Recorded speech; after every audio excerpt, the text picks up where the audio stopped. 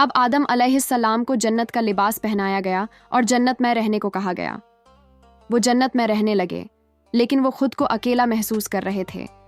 ایک دن وہ سو رہے تھے تو اللہ تعالیٰ نے ان کی بائیں پسلی سے حوا علیہ السلام کو پیدا کیا، جو کہ بہت زیادہ خوبصورت تھی۔ جب وہ سو کر اٹھے تو انہوں نے حوا کو دیکھا اور پوچھا، تم کون ہو؟ انہوں نے کہا کہ اللہ نے مجھے آپ کے لیے پیدا کیا ہے تاکہ آپ مجھ سے سکون حاصل کر سکیں۔ وہ دونوں خوشی سے جنت میں رہنے لگے۔ اللہ تعالیٰ نے کہا، جہاں جانا ہے جاؤ، جو کھانا ہے کھاؤ، بس ایک درخت پیڑ کا پھل کھانے کے لیے منع کیا کہ اگر کھا لوگے تو ظالموں میں سے ہو جاؤ گے۔ انہوں نے اللہ کے حکم کے مطابق اس درخت کے پاس جانے سے خود کو روکے رکھا۔ پھر ان کے دل میں شیطان نے وسوسہ ڈالا اور آخر کار دونوں نے وہ پھل کھا لیا جس سے اللہ تعالیٰ نے انہیں منع فرمایا تھا۔ ابھی پھل کھانا ہی شروع ہی کیا تھا کہ جنتی لباس اتر گیا اور وہ دونوں پتوں سے اپنا سطر ڈھکنے لگے اور شرمندہ ہو کر ادھر ادھر بھاگنے لگے۔ اللہ تعالیٰ نے فرمایا، اے آدم، کیا مجھ سے بھاگتے ہو؟ انہوں نے کہا، نہیں اے میرے رب، بلکہ تجھ سے حیا کرتا ہوں۔ اللہ تعالیٰ نے کہا کہ اے آدم، کیا میں نے تم سے اس درخت کے پاس جانے سے منع نہیں کیا تھا؟ کیا میں نے تمہیں خبردار نہیں کیا تھا کہ شیطان تمہارا کھلا دشمن ہے؟ حضرت آدم علیہ السلام فوراً اپنی غلطی کا احساس کرتے ہوئے سجدے میں گر گئے اور ندامت سے عرض کرنے لگے، اے پروردگار، ہم نے اپنی جانوں پر ظلم کیا، اور اگر آپ نے اپنے افضل کرم سے ہمیں معاف نہ فرمایا اور ہم پر رحم نہ فرمایا تو ہم کہا سارا نقصان اٹھانے والے ہو جائیں گے۔ اللہ تعالیٰ جو سب کے دلوں کے حال جانتا ہے، وہ حضرت آدم علیہ السلام کے دل کی کیفیت کو اچھی طرح جانتا تھا، لیکن اللہ کو دنیا کو آباد کرنا تھا اور نسل انسانی کو بڑھانا تھا، اس لیے اللہ تعالیٰ نے حضرت آدم علیہ السلام اور حوا علیہ السلام کو حکم دیا کہ تم زمین پر اتر جاؤ اور وہیں پر رہو، اور یہ بات ہمیشہ یاد رکھو کہ شیطان تمہارا کھلا دشمن ہے۔ کہا جاتا ہے کہ آدم علیہ السلام کو ہند میں اور حوا علیہ السلام کو جدہ میں اتارا گیا۔ وہ اپنی غلطی پر بہت شرمندہ تھے۔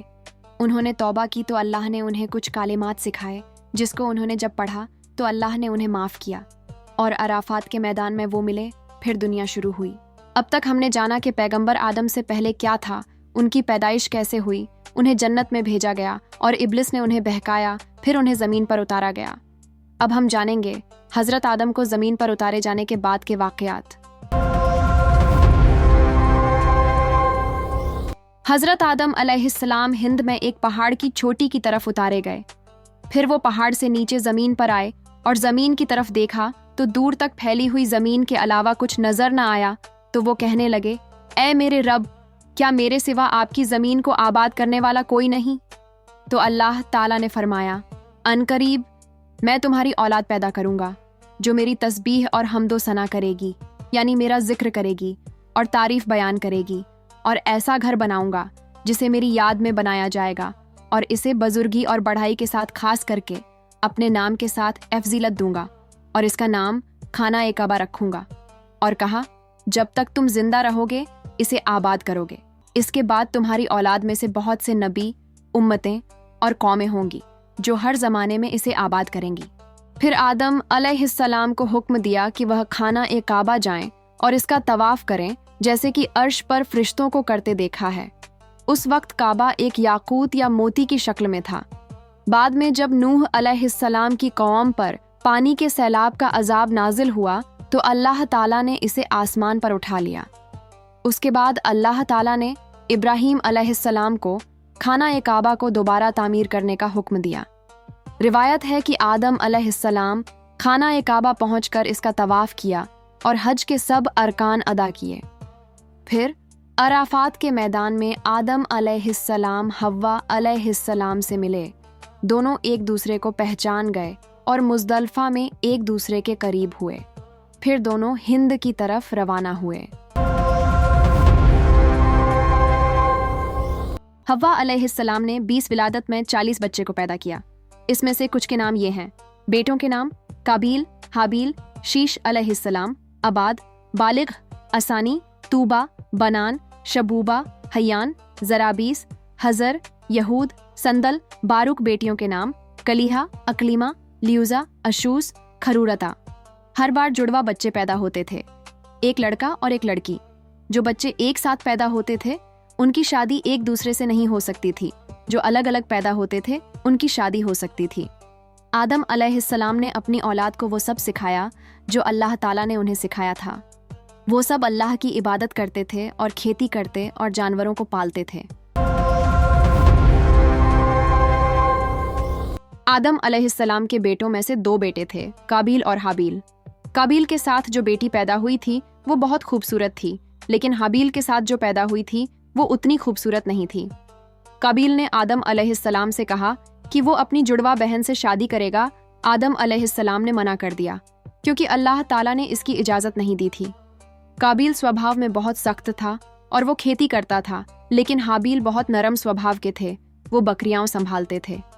आदम अलैहिस्सलाम ने कहा कि तुम दोनों अपनी कुर्बानी अल्लाह ताला को पेश करो, जिसकी कुर्बानी अल्लाह ताला कबूल कर लेगा वही सही होगा।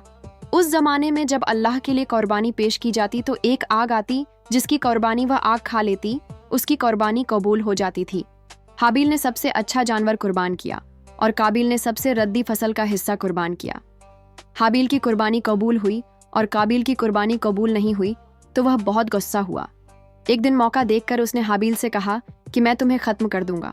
इस पर हाबिल ने कहा कि मैं तुम पर हाथ नहीं उठाऊंगा, लेकिन काबिल ने हाबिल के सर पर बड़ा सा पत्थर मारा और हाबिल का कत्ल कर दिया।